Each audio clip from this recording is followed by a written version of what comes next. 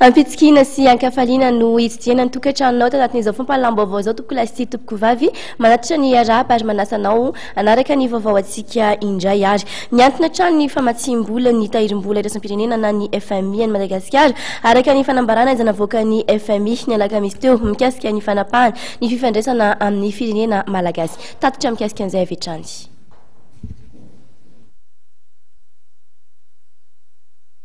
Nanapa-kevitra ny ampiato ny fifandraisany amin'ny firenena malagasy ny FMI izay tarihiny Ramatoa Christine Lagarde, ministra frantsay ny toe-karena teo aloha. Ny antony raha ny voalaza dia noho ny fitarazoan'ny krizy eto Madagasikara.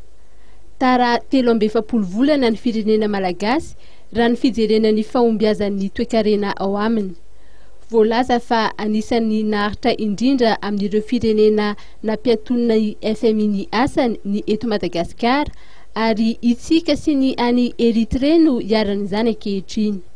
Ny fanambarana izay navoaka ny tahirim-bola iraisam-pirenena na ny FMI ity dia nivoaka 420 ora tao aorian'ny lahateny izay nataon'ny filohan'ny tetezamita teny Avoloha farany teo. Raha ny hevitry ny mpahay toe-karena iray dia izy fiantraikany lehibe eo amin'ny toe-karena io fanapahan-kevitry ny FMI io. Ny FMI no anisan'ny varavarana manokatra ny famatsim-bola vahiny ankoatry ny banky iraisam-pirenena. Midika izany fa vao maika hialalina ny fahantrana. Raha tsy aivina dia nitetina 12 tapitrisa dolara ny vola saika novatsian'ny FMI any Madagasikara farany teo tafiditra ao anatin'ilay tahirim-bola ampihenanany fahantrana.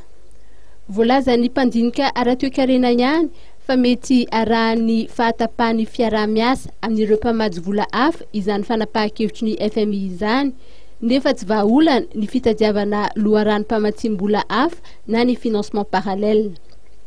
Raha ny fantatra dia nisy ny fivoriana izay notanterahan'ireo masivo vahiny miasa sy monina eto amintsika niarahana tamin'ny Ramatoa Fatma Samora izay mpandrindra ny rafitry ny firenena mikambana eto amintsika ora vitsivitsy tao aorian'ny lahateny izay nataon'ny filohan'ny tetezamita teny Avoloha niarahalo bilasa teo ka mety ho hisy fifandraisana amin'ny lahateny nataony ity farany sy ny resaka famatsiana ny fifidianana eto amintsika izany.